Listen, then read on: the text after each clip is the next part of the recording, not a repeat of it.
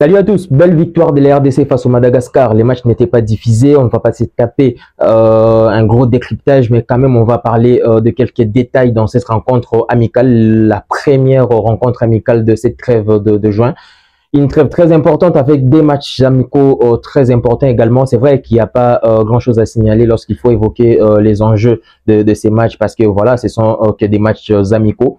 Et l'enjeu restera peut-être, comme j'ai l'habitude de le dire, les classements FIFA qui sera actualisé au mois de juillet. Donc, il faut quand même bien négocier ces deux matchs-là et on est déjà bien parti pour ça.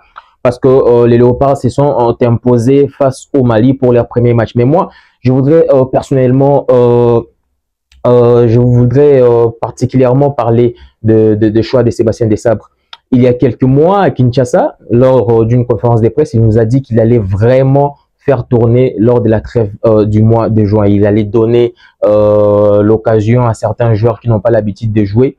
Il allait leur donner plus du temps des jeux. Mais lorsque j'ai vu le 11 de départ face au Mali, je me suis dit, ben, finalement, il n'a rien fait. Parce que il n'y a que Sadiki qui est titulaire. C'est ça vraiment la grosse satisfaction par rapport à ce qu'il nous a promis, à ce que Sébastien Desabre avait dit, par rapport à ce qui, voilà, logiquement devrait s'est passé.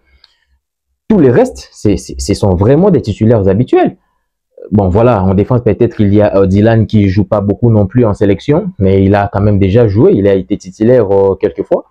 Et Sadiki, c'est vrai qu'on n'a pas suivi l'intégralité de la rencontre, mais avec le peu d'images qu'on a vu, il a réalisé une très belle prestation. Pouloulou qu'on attendait, il n'est jamais entré dans ces matchs, et Capoadi non plus. Donc, c'est quel message que Desabre est en train d'envoyer? Parce que moi, je me dis, il est vraiment important que lors de ces genres de rencontres, et surtout que dans l'effectif, il y a des joueurs qui viennent pour la première fois. C'est vrai que Bissaka n'est pas venu, on espère les voir prochainement. Mais Capoadi, Pouloulou, il faut voilà, les mettre déjà dans les bains et envoyer aussi un message à d'autres binationaux qu'on n'a pas encore réussi à convaincre pour venir. Bon, quelque part, je comprends, il y a une belle équipe du Mali en face et surtout qu'on veut rester dans une bonne dynamique. On va pas tout chambouler tout de suite. On peut quand même aussi comprendre le fait qu'il fallait voilà, se rassurer en quelque sorte et puis rester dans cette bonne dynamique dont je parle. Mais après, il y a quand même pas mal de changements dans un match amical. Aujourd'hui, même dans un match officiel, il y a 4 à 5 changements. Ça dépend de combien de temps que vous faites. Voilà, de combien de fois vous faites des changements. Mais quand vous faites des doubles changements et tout, ça passe. Mais bon, on espère que les dimanches, parce que le prochain rendez-vous c'est les dimanches, on espère qu'on va voir Pouloulou, Capoadi et voilà, et beaucoup d'autres joueurs qui n'ont pas l'habitude de jouer. Je cite seulement Pouloulou et Capoadi parce que ce sont les deux nouveaux visages qu'on a actuellement dans l'effectif. En parlant de cette rencontre, je l'ai dit, pardon, on n'a pas suivi l'intégralité du match, c'était pas officiellement diffusé, mais on a eu quelques liens assez bizarres qui nous ont permis de suivre quelques séquences. Il y a une action que vous n'avez pas vue. C'est cette action-là. Regardez, Bakambu. Il était pas loin. Alors, pas loin, je veux dire qu'il était vraiment à quelques millimètres de marquer un très beau but dans cette rencontre et de creuser l'écart. Parce que la RDC méritait vraiment de creuser l'écart dans cette rencontre. Il y a eu pas mal d'occasions et tout. Et Bakambu a sorti ses passements des jambes et puis la frappe qui échoue sur la barre transversale.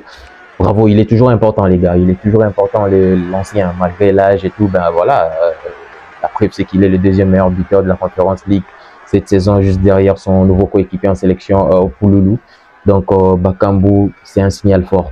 Un autre grand signal fort, d'ailleurs, je devais commencer par lui, c'est Samuel Essende. Moi, j'espère que le but qu'il a marqué va vraiment les libérer. Ça va libérer nos avant-centres. On a tellement parlé de ces détails-là, c'est très important. Très récemment, la RDC a remporté presque tous ses matchs sans un but d'un avant-centre, à part Maele, le super sub, qui entre souvent et marque, c'est d'ailleurs son habitude, mais pour les avant-centres qui ont l'habitude d'être titulaires, on a essayé avec Banza, on a mis Essende, voilà, ça marche pas. Moi, j'espère que ce but d'Essende ne va libérer non seulement Essende lui-même, mais aussi voilà tous les autres avant-centres et actuellement on pourra compter sur eux parce qu'avec ce qu'ils sont en train de faire dans leur club, c'est vraiment grand. Mais après, j'ai aussi apprécié l'entrée de Wissa dans cette rencontre. Il a régalé.